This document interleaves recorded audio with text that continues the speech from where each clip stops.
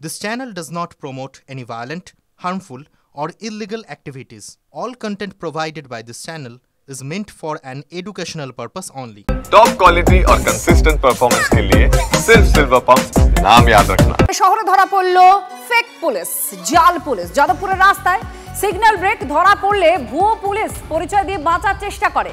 আর গ্রেফতার করা হয় এক অভিযুক্ত চিরঞ্জিত মণ্ডলকে। সিগন্যালে তোয়াক্কা না করে গাড়ি নিয়ে চলে যাচ্ছিল। কর্তব্যরত ট্রাফিক সার্জন গাড়িটিকে আটকালে চালক নিজেকে বিধাননগরের পুলিশ কর্মী বলে পরিচয় দেন, কিন্তু কোনো পরিচয়পত্র তিনি দেখাতে পারেননি। সুপ্রিয় আমাদের প্রতিনিধি সঙ্গে রয়েছেন। সুপ্রিয়, কি খবর? এখনো পর্যন্ত পুলিশ সূত্রে যেটা জানা যাচ্ছে যে গতকাল সন্ধ্যায় এক যুবক সে গাড়ি নিয়ে যাদবপুরের রাস্তা ধরে যাচ্ছিলেন এবং সেই সময় কর্তব্যরত ট্রাফিক সার্জন তিনি যে সিগন্যাল দেখান সেই সিগন্যাল ভায়োলেট করে গাড়ি নিয়ে সামনের দিকে এগিয়ে যাওয়ার চেষ্টা করেন। আর সেই সময় ওই যুবককে এখনো পর্যন্ত যেটা আমরা জানতে পারছি চিরঞ্জিত মণ্ডল নামের ওই যুবককে যখন দাঁড় করিয়ে তাকে জিজ্ঞাসাবাদ করে কর্তব্যরত ট্রাফিক সার্জন, সেই সময় চিরঞ্জিত মণ্ডল নামের ওই যুবক নিজেকে বিধাননগর কমিশনারেটের একজন পুলিশ কর্মী বলে পরিচয় দেয়। যদিও সেই সংক্রান্ত কোনো রকম কোনো নথিপত্র সে দেখাতে পারেনি, উপরন্তু সে সিগন্যাল ভায়োলেট করে সামনের দিকে এগিয়ে যাওয়ার চেষ্টা করে। পরবর্তীতে তাকে আটক করে জিজ্ঞাসাবাদ করা হয়, এমনকি কোনো রকম কোনো নথিপত্র যে পরিচয় তিনি দিয়েছেন সেই সংক্রান্ত দেখাতে না পারায় তাকে গ্রেফতার করা হয় এবং কলকাতা ট্রাফিক পুলিশের তরফ থেকে যাদবপুর থানায় অভিযোগ জানানো হয়। সেই অভিযোগের ভিত্তিতে চিরঞ্জিত মণ্ডল নামের এই যুবককে গ্রেফতার করা হয়েছে। ধন্যবাদ। এবার বাঁকুড়া একটি দুর্ঘটনা খবর দেব। নিয়ন্ত্রণ হারিয়ে লরিতে ধাক্কা যাত্রীবাহী বাসের আহত হয়েছেন 14 জন, আর 4 জনের অবস্থা গুরুতর। গতকাল রাতে যাত্রীবাহী বাসটি আরামবাগ থেকে বিষ্ণুপুরের দিকে যাচ্ছিল। কোতুলপুর থানার সাঁইতারার কাছাকাছি যাত্রীবাহী বাসটি নিয়ন্ত্রণ হারায় আর সজোরে ধাক্কা মারে লরিতে। দুমড়ে মুচড়ে যায় বাসটি। পুলিশ বাসটিকে আটক করেছে। একটি ডাম্পার দাঁড়িয়ে ছিল, আরতি গাড়িটা এসে সজোরে ডাম্পারটাকে মারার পরে 8 জন আহত হয়। তাদেরকে সব বগলাতে পাঠিয়ে দেওয়া হয়েছে।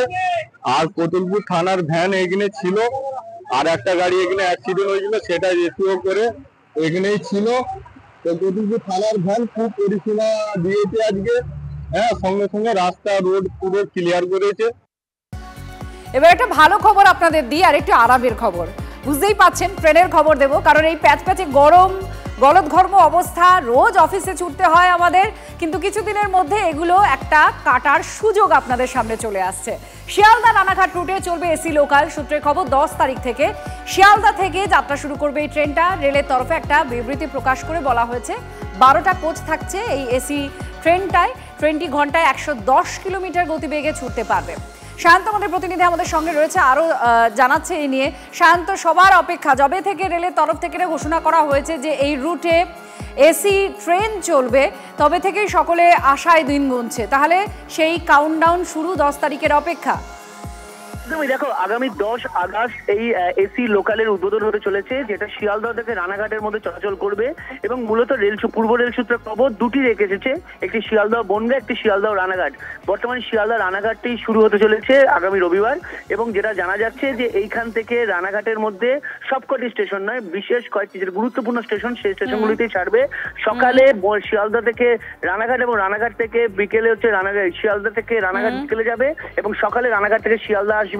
এবং এই এসি লোকাল কিন্তু পূর্ব ভারতে প্রথম শিয়ালদা থেকে যাত্রা শুরু করছে। স্বাভাবিক বলে টানি কিন্তু উন্মোদনা তুঙ্গে রয়েছে, তবে ভাড়ার ক্ষেত্রে একটু বেশি ভাড়া রাখা হয়েছে, কারণ যেহেতু এসি এবং রক্ষণাবেক্ষণ সবকিছুর অবস্থা রয়েছে, তার জন্য ভাড়া বেশি রাখা হয়েছে। তবে সাধারণ মানুষ এতে সাড়া দেবেন বলেই আশাবাদী শিয়ালদা ডিভিশনের কর্তারা। ধন্যবাদ।